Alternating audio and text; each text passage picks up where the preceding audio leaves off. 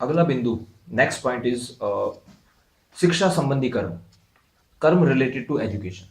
और इस बिंदु को भी मैंने कुछ उप बिंदुओं में, सब पॉइंट्स के अंदर डिवाइड किया है। जो प्रथम उप बिंदु है वह है विद्यालयों में वर्ष के अंत में होने वाली विद्यार्थियों की मूल्यांकन पद्धति में परिवर्तन होना। जी हाँ, पहले मार्क्स दिए जा रहे थे विद्यार्थियों को, जो इवैल्यूएशन होता है, students evaluation at the end of the year, वो पहले मार्क्स बेस्ड था, अब वो ग्रेडिंग बेस्ड हो गया। ग्रेडिंग दी जा रही है, श्रेणियां दी जा रही है, श्रेणियां। तो इस श्रेणी विधि या पद्धति को हटाया जाए। अब ये श्रेणी विधि होती क्या है, इसमें जैसे मान लीजिए कोई विद्यार्थी 91 मार्क्स ला रहा है, मतलब 91 से अगर 100 मार्क्स ला रहे हैं विद्यार्थी, तो उनको A1 ग्रेडिंग दी जाती है। अगर 81 से 90 मार्क्स के बीच में जो स्टूडेंट्स आ रहे हैं उनको ए ग्रेडिंग दी जाती है। तो ये बहुत ही त्रुटिपूर्ण और अन्यायपूर्ण विधि है। इसके अंतर्गत जो विद्यार्थी 91 अंक ला रहा है और जो विद्यार्थी 100 में से 100 अंक ला रहा है, दोनों के साथ अन्याय हो रहा है। अब जो 100 में से 100 अंक ला रहा है उसके साथ तो अन्याय इस प्रकार से हो रहा है कि वो 100 में से 100 अंक लाने के बावजूद भी समान जो श्रेणी है, ग्रेड है, वो शेयर कर रहा है, वो उसे मिल रही है। जो 91 को मिल रही है वही उसे मिल रही है। और 91 अंक लाने वाले, 91 मार्क्स लाने वाले विद्यार्थी के साथ में एक ऐसे अन्याय है कि उसको ये पता ही नहीं चल पा रहा कि कितना क्षेत्र बच गया है जो कि उसको पढ़ना था, क्या प्रश्न थे वो हल नहीं कर पाया है। तो इस प्रकार से उसको यह पता नहीं चल पा रहा। और मैंने जब अभिभावकों से बात की, विद्यार्थियों के अभिभावकों से, क्योंकि मैं शिक्षा के क्षेत्र में काम करता हूँ, तो उन्होंने मुझे कहा कि बहुत ही उन्होंने इसकी निंदा की और कहा कि बहुत ही त्रुटिपूर्ण एक पद्धति है, इसमें बहुत सी खामियां हैं। और जब इस पद्धति को अपनाया जा रहा था, ग्रेडिंग सिस्टम को, तो कुतर्क ये दिया गया था इसको लागू करवाने वाले लोगों के द्वारा कि जब विद्यार्थी परीक्षा दे रहे होते हैं तो परीक्षा की वजह से वह भयभीत हो जाते हैं, जिससे कि वो दबाव में आ जाते हैं, डिप्रेशन में चले जाते हैं। तो ग्रेडिंग जब दी जाएगी तो वो डिप्रेशन में नहीं जाएंगे। तो बड़ा ही कुतर्क है ये। और इससे दबाव का तो मुझे पता नहीं, पर दबाव कम हो ना हो, प्रतिस्पर्धा तो कम होगी ही। और विद्यार्थियों में परिश्रम करने की जो एक खुशी होती थी, एक जोश होता था, वो भी कम हो जाएगा। अगला जो द्वितीय उप बिंदु है वह है 10वीं बोर्ड की अनिवार्यता को पुनः लागू करना। 10वीं बोर्ड की जो परीक्षा है उसे एक मजाक के रूप में ले लिया गया है कि आपकी अगर इच्छा हो तो 10वीं का बोर्ड दीजिए, अन्यथा आप विश्व जो विद्यालय स्तरीय परीक्षाएं होती हैं वर्ष के अंत में, उनको भी आप उत्तीर्ण करके 11वीं कक्षा में आ सकते हैं।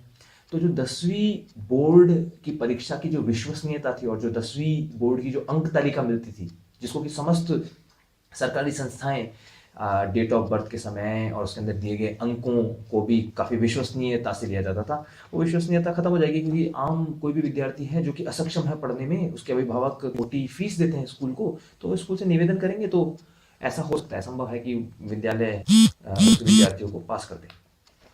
तो साथ ही साथ जो ये निजी या जो ये डीम्ड विश्वविद्यालय हैं, सभी नहीं, कुछ डीम्ड विश्वविद्यालय ऐसे भी देखने में आए हैं जो कि रुपयों के बदले में डिग्रियां बांट रहे हैं।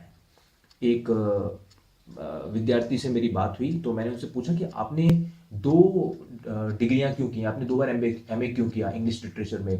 तो उनका कहना था कि जब मैंने पहले गवर्नमेंट यूनिवर्सिटी से एमए किया इंग्लिश लिटरेचर के अंदर, तो मैंने 43% स्कोर किया था और इस वजह से मैं किसी भी प्रतियोगी परीक्षा के लिए पात्र नहीं थी, और साथ ही साथ जो यूजीसी की नेट की परीक्षा होती है उसके लिए भी मैं अपात्र थी। तो फिर मैंने एक निजी विश्वविद्यालय से एमए पुनः किया और मैंने जो है 75% अंक प्राप्त किए। तो आप देख सकते हैं 43 से 75% बना दी प्राइवेट ऑर्गेनाइजेशन ने। तो एक बहुत ही विश्वसनीयता पे प्रश्न चिन्ह लगता है। इस प्रकार से तो हमारी शिक्षा जो है एक खोखली शिक्षा पद्धति हो जाएगी। विद्यार्थियों के पास में डिग्री होगी पर ज्ञान नहीं होगा। वो कह तो सकेंगे कि हम ग्रेजुएट हैं या हम एजुकेटेड है, पर उनके पास एजुकेशन नहीं होगी। कुछ वर्ष पूर्व बैराक ओबामा ने अमेरिकियों को एक संदेश दिया था कि अगर आप चाहते हो कि नौकरियां आप ही के पास में रहें तो पढ़ाई करो, वरना भारतीय समस्त नौकरियां आपकी ले लेंगे, क्योंकि उनकी एजुकेशन बहुत अच्छी है। अब ऐसा लगता है जैसे कि कहीं विदेशियों ने ही मना कर दिया है भारतीय राजनीतिज्ञों को और नीतिकारों को कि इस तरह की शिक्षा कर दो कि विद्यार्थी बिल्कुल कमज़ोर हो जाए। तो ये जो खाका तैयार हुआ है ग्रेडिंग सिस्टम का, 10वीं की जो बोर्ड की अनिवार्यता है उसको ख़त्म कर दिया है, साथ ही साथ में प्राइवेट यूनिवर्सिटीज़, डीम्ड यूनिवर्सिटीज़ ही बनती जा रही हैं और उन पे कोई चेक नहीं है, उनको कैसे रेगुलेट करना है। रेगुलेशन है, पर वो प्रॉपर्ली उनका जो प्रोसेस है उसका एवोल्यूशन नहीं हो रहा है। और अंतिम उप बिंदु कि एक अनिवार्य प्रश्न पत्र होना चाहिए। चाहे से आप इंजीनियरिंग कर रहे हैं, आप डॉक्टरी कर रहे हैं, डॉक्टर की पढ़ाई कर रहे हैं, आप लॉयर हैं, आप मैनेजर की पढ़ाई कर रहे हैं, आप कोई सी भी पढ़ाई कर रहे हैं, चाहे आप आईआईटी में, आईआईएम्स में हैं, एम्स में हैं, या किसी लॉ यूनिवर्सिटी में हैं, एक अनिवार्य प्रश्न पत्र होना चाहिए जो कि हो इतिहास, कला एवं संस्कृति का, हिस्ट्री, आर्ट एंड कल्चर, ताकि विद्यार्थी इस विषय को पढ़ने के पश्चात भारत के प्रति गौरवान्वित महसूस कर सकें। अधिकतर देखा गया है कि छात्र इंजीनियरिंग करने के पश्चात अमेरिका की तरफ रुख करने का प्रयास करते हैं, यूरोप की तरफ रुख करने का प्रयास करते हैं, क्योंकि उनको लगता है कि वो महान राष्ट्र हैं। और गोरी गोरी चमड़ी को जब भी हम देखते हैं तो हमें इन्फीरियरिटी कॉम्प्लेक्स लगता है, ऐसा लगता है कि वो जेनेटिकली हमसे सुपीरियर है। तो ये सब चीज़ें उनकी दूर हो जाएंगी, ये जो मिथ जो हैं वो हमारे भारतीय विद्यार्थियों में दूर हो जाएंगे जब वो भारतीय इतिहास, कला एवं संस्कृति को पढ़ेंगे, और जब उन्हें पता चलेगा कि उनके पूर्वज तो हज़ारों वर्षों पूर्व पक्के मकानों में रहते थे और उसी समय ये गोरी चमड़ी वाले लोग जो है यूरोप के अंदर गुफाओं में रह रहे थे, इनकी कोई संस्कृति नहीं थी।